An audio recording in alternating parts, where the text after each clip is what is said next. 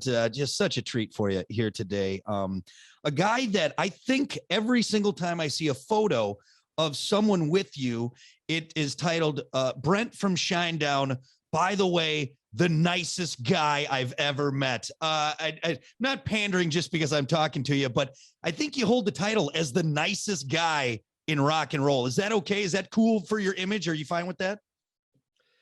Yeah, I mean, my mom always told me, she said, Brent, the room, the world has enough a-holes.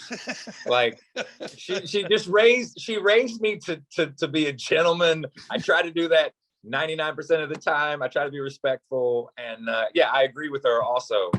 There's already enough negativity in the world. Yeah, I don't want to be a part of that bandwagon. So if people consider me a nice guy, that actually means a great deal to me. I love it. Yeah, you got that. You try to avoid that cool, badass rock and roll. It's nice. You're nice. You sign autographs. You take pictures, and we appreciate it. And you do interviews. And we appreciate it. So let's kick things off. Obviously, we have a lot to talk about. A tour announcement, obviously the new album. But in doing my research for this, I saw something that I did not know. I'm sure some people, maybe you, are privy to. But at this point, Shinedown has the most #1 singles on the Billboard mainstream rock charts. 17. You hold the #1 spot above bands like Metallica, Disturbed, Motley Crue, 3 Days Grace, not to mention too, all of your singles that have been released have made top 5. When you guys started this band, I'm sure you wanted to have success. You wanted to produce great songs and sell records. Did that ever kind of cross your mind? If you go back to 2003 and the start of this, the first release song, I mean, #1, most #1 singles. That's amazing. Yeah, but I'm going to be honest with you about that. I give all of the respect when it comes to that to people like yourself and the men and women at radio, especially terrestrial radio, for always having your fist very, very high for not only rock and roll, but for us as a band from day one. You guys and girls have been with us from the beginning, now 2 decades that we've been working together. But also to the fan base, whether they've been there from the beginning or they're just kind of finding out who we are. We've often said in this band, we have one boss. It just happens to be everybody in the audience. And that's not lip service. It's very true. And to be in the presence of that category with all those bands is massively humbling. We're not desensitized to it at all. We're very respectful of it. All those bands we're massive fans of. It's crazy that, on Billboard, it's 17 #1s on active and main, media base, it's 18. We've released Planet Zero. The song is actually the 28th single that we've released as a band, which is still something that I have to kind of take a step back at times and let that sink in. But also, I look at it from the aspect of our audience has always given us a platform to be ourselves. Mm-hmm. You have always given us a platform to be ourselves. You've allowed us to evolve. And for that, that's probably the greatest gift, is to have a fan base and people understand that we have to evolve as well. We try not to write the same record over and over again. We do our best not to write the same song twice. Yeah. But inside of all that, we're also trying to continuously give our 100% of the time. Yeah. Well, I don't think there's any worry about that. If you've ever seen a Shinedown show, whether it was back in the early days or now, it's always just such an amazing time. And of course, new records that we see now, the 7th studio one, Planet Zero, which we'll get into. And I want to touch on something you mentioned, fans that have been there from the beginning, 2001. So 21 years now of Shinedown, and then new fans. You're now getting different, almost generations of music fans in the Shinedown family. Is that something that's kind of in your mind when you're writing those records? Because you still want to be, I guess, true to the fans that were there at the beginning, but you're still bringing these, I guess, how do you approach the generations of now Shinedown fans that you have? It's so interesting that you would bring that up, actually, because we had to postpone it 3 different times, but the West Coast run that we just did about a month back, we did 4 weeks earlier in the year. And there were so many signs that were up, not only the beginning of this year, but when Shinedown, we went out last year, the back half of the summer, and we were doing these big shows. We did 8 shows, all festival size, then took a 2-week break, and then did 5 weeks last year. But so from that point, and that at those shows, and then earlier this year when we started in the West Coast, there were all of these signs where people were putting up 4 generations, 3 generations, Wow. 5 generations, and entire families were at these shows, from like the youngest to like the grandparent. Yeah. And I was like, this is so cool. Like, it's really, really cool. I love it, man. And I'm sure that's, as an artist, it's so cool to see it passed down, and parents having their kids listen to it. Oh, this is the record dad listened to, or grandma's there as well. That's really, really neat and interesting. And now with the 7th album, let's talk about that and that next generation. Here we are, 21 years later. Planet Zero drops April 22nd. We've heard the lead single, Planet Zero. Also just released the first promotional single, The Saints of Violence and Innuendo. That's not a tongue twister. Yeah, a little bit. It's I had to practice. I was very well, as much verse as I can. Let's talk about this new album. What can people expect when it comes to the Shinedown album? Whether it's kind of the topics that you guys go into, is it more a dark brooding album? Is it more, hey, happy? I mean, let's talk about the mindset in this album, what you guys put in emotionally. Well, one of the dynamics with this record is that this album, from a lyrical standpoint and a musical standpoint, everything was written in real time. When I think back to the other albums, you know, the subject matter in those records was all life experience. Not that Planet Zero isn't life experience, but the difference between this album and those is that we wrote this record in the midst of a pandemic, and everybody was put on the same playing field. We were all going through this together. So everything that was transpiring in the pandemic, when we were watching what was going on in regards to social justice and what's right and what's wrong, all of these elements were in front of us. And we've always been a band that we have to write about what we know, but we have to be honest in that approach. And we all had to collectively look at one another and say, if we're going to go down this path and we're going to talk about these subjects and we're going to go to that place, we all have to be in this together. And, you know, the dynamic of this album also too is a understanding that, you know, the world looks at the internet and says the internet is undefeated, and it's really not the case. Mother Nature is undefeated. You know, you look at this pandemic, you look at what it has done to people from a psychological standpoint, how it has polarized people, how it has torn people apart, how it has infiltrated certain people in almost forms of PTSD, where people are trying to understand what life was before and how do we move forward as a society. But the dynamic in this record, like specifically with the song Planet Zero, that song is built around tell the truth.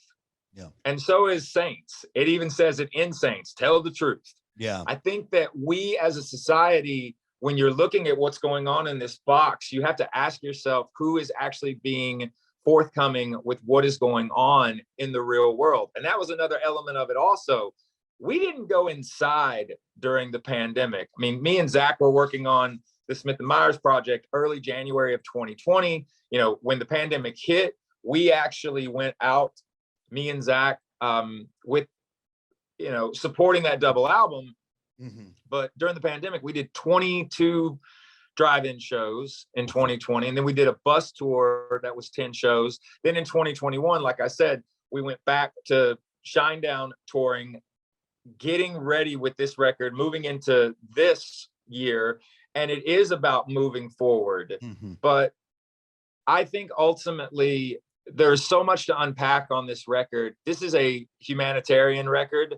This is also a record about how we feel in order to move forward. We're going to be able to do that. But the only way that we can do that is that the people have to unite. I often say in America, we have representatives. We have a government that on paper makes sense.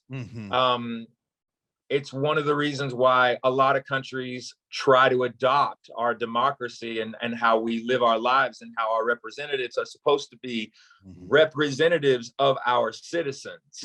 And to that effect, this is, yes, people have asked, and people have told me before, they're like, don't talk about the politics, Brent.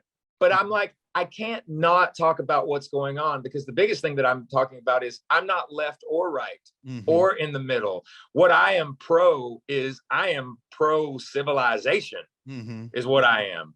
And understanding and us working together. These representatives are exactly that. They represent the people. They're not gods. And I think that that's another thing that we had to touch on this record, to understand that, like, if you go outside of this box, and people should also know, your social media, you're in control of that. It shouldn't be the other way around. You need to remember that. Like, you're in control of your device. It shouldn't be the other way.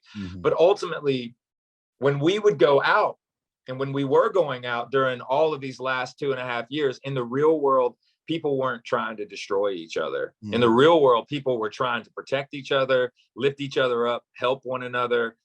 And I still believe in human beings, man, because I think that human beings, we are inherently good and at our core. Except for the people that leave their shopping carts outside of the shopping cart stall. Those people are terrible. Everyone else, though, I'm right there with you on that. You brought up something that I think... You've talked to Zach, haven't you? Did you talk to Zach before me? Is he right there with the same thing? But no, I all joking aside, you brought up, and I think that's so cool, the depth in this album, and maybe some chances you guys took, because you brought up something there. People telling you, and I'm sure it's not just one, I'm sure multiple people have probably said, ooh, don't sing about this. Don't give your opinion on this. Don't write a record about this. Do you feel like where you guys are at now, and maybe with this album, Shinedown is able to say, no, this is our feelings, whether it's about politics or what's going on in the world? Do you find like you have a little more freedom where you can do that more openly and not worry about so much of the backlash? Or maybe you have to be more reserved? I don't know. I guess that's interesting to see where you're at now. Well, one of the elements is also, too, we have a support system behind the scenes that we do not take for granted, and we do not take lightly. Number one, our management and everybody at McGathey Promotions and Indigo. I mean, Bill McGathey has been our manager for 20 years. We've never had another one. We don't want another one. So that legacy and that partnership is extremely strong. And when you talk about Atlantic Records here in the United States and Warner Music internationally, the record label for us, they've always supported us from day one. They really have. Like, they've never, ever once tried to censor our thought process when we go into these records and how we look at things. But ultimately, I think that you have to educate yourself on what you're talking about first. Like, if you don't understand what you're going to discuss, you're going to put something out there, you need to be prepared to speak on it and why you decided to talk about it in the first place. So I think that you have to be educated where you're coming from, because the reality is that when I look at the record also with what this album is, we were listening to our audience also, where they were saying to us, we want you to light us up. We want you to give us confidence. We want to rejoice inside of this music. We want you to be real. Because if you were to ask anybody that was a true Shinedown fan, once again, whether they've been there from the beginning or they're just kind of finding out who we are, I think the one word to describe us, they would say, would be the word honest. We've never not been truthful about how we feel about things. We're also a band that's talked about mental health for the better part of 2 decades. So this isn't something that we just started to discuss, but the world is changing, and we have to learn how to change with it, how to better it. And in order to do that, you have to create songs and you have to create art that is going to allow people to have discussions, because actions speak louder than words. Also, having the thought process when you're going over a topic or when you're trying to see both sides of a discussion, you have to let the other person talk, you know, and you also have to allow yourself to learn from them, and hopefully they can learn from you. That's another element. These songs and music, there's a great philosopher named Friedrich Nietzsche who said one of the most profound quotes of all time. He said, without music, life would be a mistake. You have to think about how important music is in times like this, and how important songs are in this day and age, why it's so important that we come together as a society and we learn from one another. Just because, like, if I'm talking to you and I don't agree with everything that you're saying, that doesn't mean I want to fight you. That means that I want to get your perspective and see where you're coming from. And then if you'll allow me to give you my take on what we're discussing, we can learn from one another and actually create action together. We don't have to be 100% on the same page with one another, but we can get closer to understanding each other. Yeah. I love that take on that. And I'm super excited for people to be able to really dive in this album and take what they want from it and, you know, their own emotional journey with it from what you guys put out there. And I thought it was really interesting too, looking at this. When I first saw the track list, I was like 20 tracks. Oh my God, they put out 20 songs, but you guys have a lot of, I guess, intros or maybe little snippets. Let's talk about that a little bit. Was that something that you had planned? Was it kind of come naturally to add in these little kind of snippets throughout, like a more utopian future, which 34 seconds, which leads into Clueless and Dramatic? You know, you have those. Talk about that aspect of the record. How did that come about? So what you're discussing is Siren, who is the AI inside of the album. Mm-hmm. And so Siren was born from Eric Bass. So people may not know this about Shinedown. So the last album, Attention, Attention, our bass player, Eric, who is probably a bass player last, you would be maybe shocked to know that he is the main engineer, the mixer, and the producer of the last album, Attention, Attention. He's also the main engineer, mixer, and producer of Planet Zero.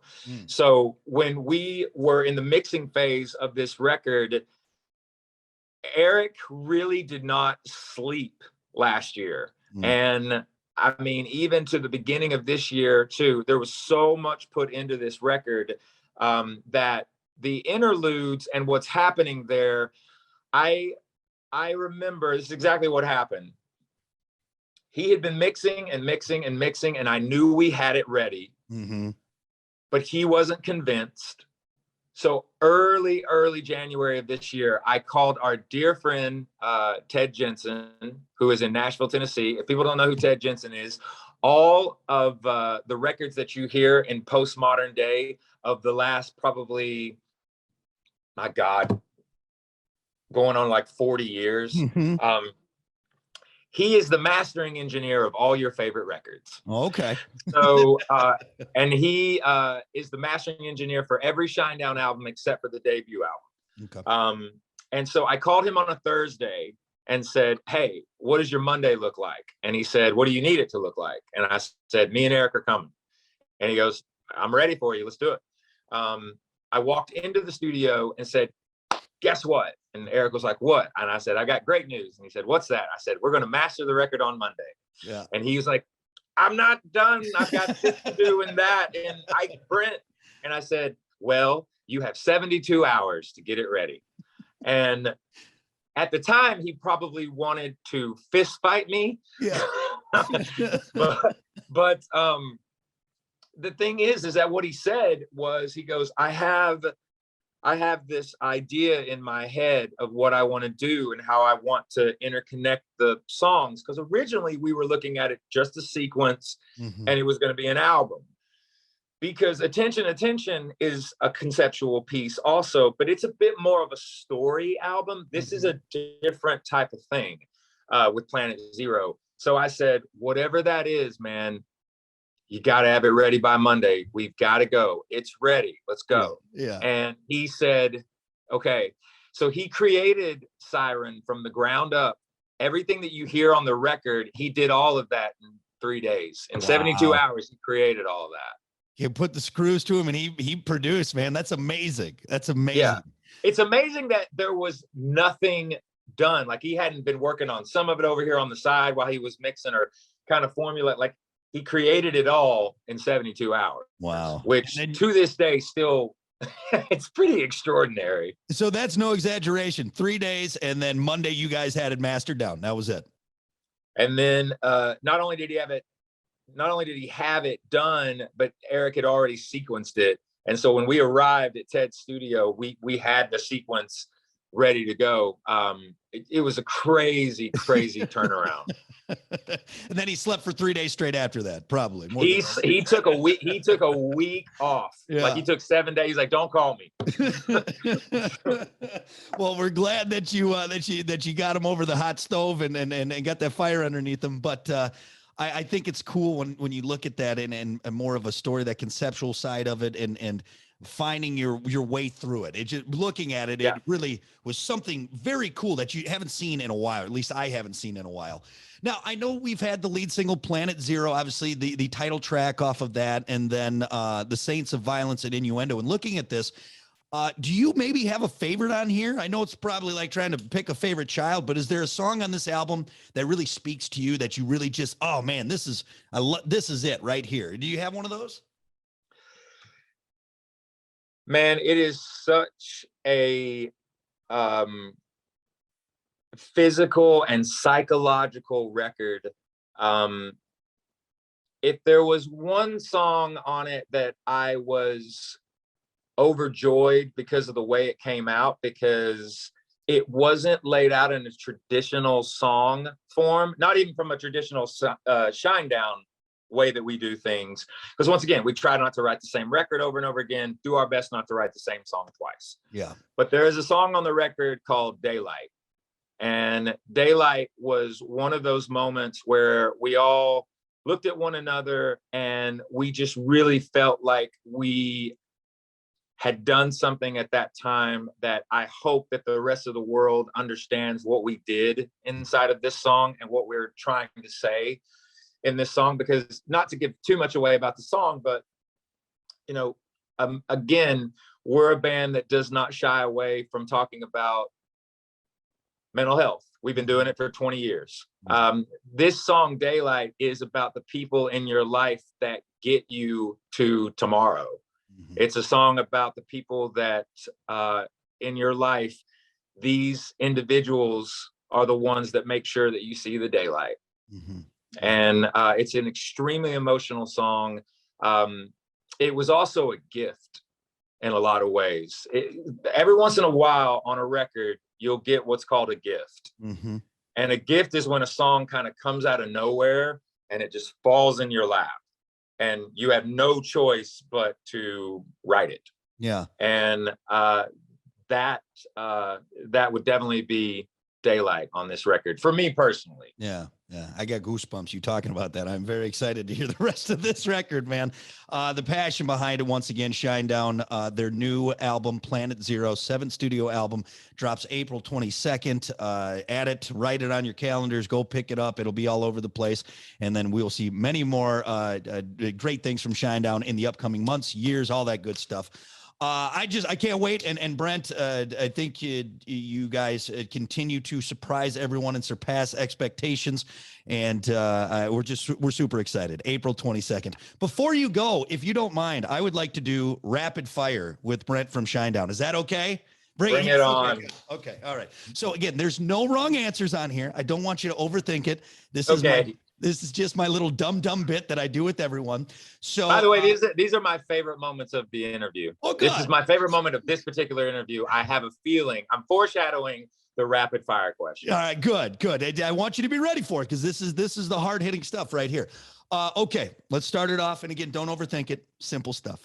Would you rather be able to fly anywhere at 5 miles an hour or run anywhere 100 miles an hour? Definitely 5 miles an hour. That way I can see everything. Nice. You take a little nice leisurely flight. And take it in. You take it in, exactly. More bass, drums, or guitar? More bass. More bass. All right. Get that bass going. I like it. Yeah. Corn dog or chili dog? Corn dog. Would you rather see Bigfoot or the chupacabra? What is the chupacabra? It's like a weird little like coyote gremlin thing from Mexico. Definitely that. I've already seen what Bigfoot looks like. I saw him last week in the mountains. It was he was fine, by the way. Him and his wife are doing well. Okay, that's true. You are a Tennessee boy, and there are a lot of sightings in Tennessee of There are Bigfoot. tons of Yetis in Tennessee. They're just everywhere. All right, good. So the chupacabra, and just look into it a little bit more. Would you rather take one punch from Mike Tyson or 100 punches from Where's the Beef Lady? Rest her soul. Man, just to say that I did it would be Mike Tyson. You're a pretty fit guy, so I think you could probably take a pretty good hit from Tyson, but boy, is that scary. I do not think I would be able to take a hit. I think that it would be, I don't even want to think about it. But if it's between him, and, God rest her soul, the little lady from Where's the Beef, I mean, just for the cred alone, I would have to say Tyson. Tyson, for sure. That guy's terrifying. 55 years old. All right, that's it. You nailed it. Rapid fire right there with Brent from Shinedown. It's simple, easy, crushed it. All right, everyone, once again, Planet Zero, April 22nd. Make sure you put it on your list of albums to add to your collection. You will not be disappointed. And Brent, I really appreciate you opening up, taking the time. Thank you so much. Hey, by the way, thank you so much for all the support. And if you do not have a podcast, you need to create one because you're an amazing interviewer. And I'm telling you right now, if you don't have a podcast, you should start one. And if you do start one, I'd be happy to be your guest on that. So again, thank you for all the support. Much love and respect to everybody. And we'll see you very, very soon. Thank you so much, man. That means the world. We'll have more Discover New Music. Stick around on WJJO.